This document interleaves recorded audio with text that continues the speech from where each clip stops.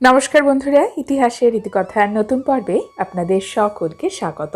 বন্ধুরা, আজকের পর্বে আমরা জানব মহালয়া অমাবস্যা তিথিতে কেন করা হয় তর্পণ।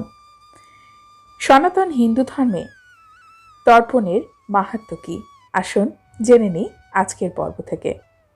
তর্পণ এই শব্দটির সঙ্গে আমরা সকলেই পরিচিত। মহালয়া অমাবস্যার দিনে প্রচুর মানুষকে আমরা গঙ্গার ঘাটে এবং বিভিন্ন জলাশয়ের ধারে তর্পণ করতে দেখি। তর্পণ প্রাচীনকাল থেকেই চলে আসছে। এই সময় আমাদের প্রয়াত পূর্বপুরুষদের আত্মার শান্তি কামনায় তর্পণ করা হয়। বলা হয় এই সময় আমাদের প্রয়াত পূর্বপুরুষেরা আমাদের খুব কাছাকাছি আসেন, তাই এই সময় তর্পণ করার উদ্দেশ্য সফল হয়, এমনটাই বিশ্বাস। তর্পণ শব্দটি উৎপত্তি হয়েছে ত্রুপ থেকে। এই ত্রুপ শব্দের অর্থ হল সন্তুষ্ট করা। পূর্বপুরুষদের আত্মার উদ্দেশ্যে জল এবং তিল নিবেদন করা হয় তাদেরকে সন্তুষ্ট করতে। পূর্বপুরুষদের নাম উচ্চারণ করে তাদের কাছে পরিবারের সুখ, শান্তি, সমৃদ্ধির জন্য প্রার্থনা করেন মানুষেরা। তর্পণ পিতৃ এবং মাতৃ দুই রকমই হয়। পিতৃ এবং মাতৃ তর্পণের সময় আমরা বিভিন্ন ধরনের উপকরণ ব্যবহার করি, যেমন তিল, চন্দন, তুলসী পাতা, জল, ত্রিপত্রী এবং অন্যান্য। তর্পণের সময় তিলের পরিবর্তে ধান বা যবের ব্যবহারও দেখা যায়। আর চন্দন, তিল বা যব যদি না থাকে তবে কুরুক্ষেত্র মন্ত্র পাঠের জলে তুলসী পাতা দিয়ে তর্পণ করেন অনেকে। এর মধ্যে তিল তর্পণ মানে জল এবং তিল একসঙ্গে মিশিয়ে পূর্বপুরুষদের আত্মার উদ্দেশ্যে নিবেদন করতে হয়। পিতৃতর্পণের সময় অবশ্যই তিল ব্যবহার করা হয় এবং এটি হয় কালো তিল। তিল না থাকলে শুধু কুরুক্ষেত্র মন্ত্র পাঠের জলে তুলসী পাতা দিয়ে তর্পণ করা হয়। সনাতন হিন্দু ধর্ম অনুযায়ী সূর্য যখন কন্যা রাশিতে প্রবেশ করে তখন পিতৃপক্ষের সূচনা। মানুষেরা বিশ্বাস করেন এই সময় পিতৃপুরুষেরা পিতৃলোক ছেড়ে আমাদের উত্তর পুরুষদের কাছাকাছি অবস্থান করেন। পরে সূর্য যখন বৃশ্চিক রাশিতে প্রবেশ করে তারা পুনরায় পিতৃলোকে ফিরে যান। পিতৃগণের এই যে অবস্থান, তার প্রথম পক্ষে তাদের উদ্দেশ্যে করা হয় তর্পণ। মহালয়ার 15টি তিথি রয়েছে।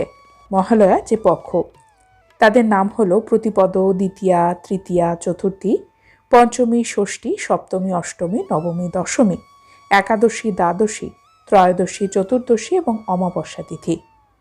সনাতন হিন্দু ধর্মে পিতৃতর্পণের বিশেষ মাহাত্ম্য রয়েছে। বলা হয় পিতৃপুরুষদের সন্তুষ্টি যদি আমাদের ওপরে থাকে আমাদের সংসারের উন্নতি হয়।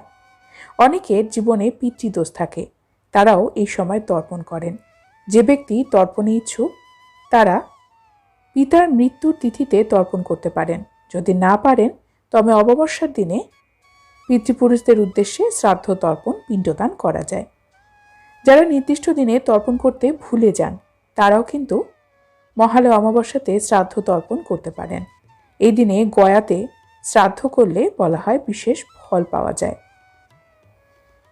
আমাদের এই বাংলাতে মহালয়ার দিন দুর্গাপুজোর সূচনা হয়। এই দিন দেবী মর্তলোকে আবির্ভূত হন, এমনটাই বিশ্বাস। মহালয়ার দিন খুব সকালে চণ্ডীপাঠ করারও রীতি রয়েছে। আশ্বিন শুক্লা প্রতিপদ তিথিতে দৌহিত্ররা মাতামহের তর্পণ করে। মহাভারত অনুযায়ী কর্ণের মৃত্যু হয়েছিল এবং তার আত্মা স্বর্গে গমন করেছিল। সেখানে তাকে সোনা এবং রত্ন খাদ্য হিসেবে দেওয়া হয়। কর্ণ ইন্দ্রকে এর কারণ জিজ্ঞাসা করলে ইন্দ্র বলেছিলেন, তুমি সারা জীবন দান করেছ সোনা এবং রূপা, অন্যান্য সমস্ত সামগ্রী, কিন্তু পিতৃপুরুষদের উদ্দেশ্যে কখনো খাদ্য দান করনি। তাই স্বর্গেও তোমাকে সোনা খেতে দেওয়া হয়েছে খাদ্য হিসেবে। তখন কর্ণ বলেন, আমি পিতৃগণের সম্পর্কে জানতাম না, তাই আমি তাদের খাদ্য প্রদান করতে পারিনি। এই কথা শুনে বিষয়টির সত্যতা অনুধাবন করে কর্ণকে 16 দিনের জন্য মর্তে ফিরে যাওয়ার অনুমতি দেওয়া হয়। তারপরে কর্ণ মর্তে গিয়ে পিতৃলোকের উদ্দেশ্যে অন্ন এবং জল প্রদান করে। এই 16 দিনেই পিতৃপক্ষ বলা হয়। অনেকে আবার বলে থাকেন ইন্দ্র না, যম কর্ণকে মর্তে যাওয়ার অনুমতি দিয়েছিলেন। সনাতন ধর্মে পিতৃপক্ষে পুত্র কর্তৃক শ্রাদ্ধ অনুষ্ঠান অবশ্য করণীয় একটি অনুষ্ঠান। এই অনুষ্ঠানের ফলেই মৃতের আত্মা স্বর্গে প্রবেশ অধিকার পায়। এই প্রসঙ্গে গরু পুরাণেও বলা হয়েছে, পুত্র বিনা মুক্তি নাই। ধর্মগ্রন্থে গৃহস্থদের দেব, ভূত এবং অতিথিদের সঙ্গে পিতৃতর্পণের নির্দেশ দেওয়া হয়। মার্কণ্ড পুরাণেও বলা হয়েছে, পিতৃগণ শ্রাদ্ধে তুষ্ট হলে স্বাস্থ্য, ধন, জ্ঞান, দীর্ঘায়ু এবং পরিশেষে উত্তরপুরুষদের স্বর্গ এবং মোক্ষ প্রদানেরও আশীর্বাদ দিয়ে থাকেন। বাৎসরিক শ্রাদ্ধ অনুষ্ঠান করতে যারা পারেন না, তারা সর্বপিতৃ অমাবস্যা পালন করে পিতৃদায় থেকে মুক্ত হতে পারেন। শ্রাদ্ধ বংশের প্রধান ধর্ম অনুষ্ঠান। এই অনুষ্ঠানে পূর্ববর্তী 3 পুরুষের উদ্দেশ্যে পিণ্ড এবং জল দেওয়া হয়। তাদের নাম উচ্চারণ করা হয়। গোত্রের পিতাকেও স্মরণ করা হয়। এই কারণে একজন ব্যক্তির বংশে 6 প্রজন্মের নাম স্মরণ রাখা সম্ভব হয়। এর ফলে বংশের যে বন্ধন, সেটিও কিন্তু অনেক শক্তিশালী হয়। পিতৃপক্ষ বংশের বিভিন্ন প্রজন্মের মধ্যে সম্পর্ককে সুদৃঢ় করে। এই পক্ষে বংশের বর্তমান প্রজন্ম পূর্বপুরুষের নাম স্মরণ করে তাদের শ্রদ্ধা নিবেদন করছে। এটি হলো তর্পণের প্রধান উদ্দেশ্য। পিতৃপুরুষদের ঋণ হিন্দু ধর্মে পিতৃমাতৃ ঋণ অথবা গুরু ঋণের সমানই গুরুত্বপূর্ণ। বন্ধুরা, আজকের পর্ব এই পর্যন্তই।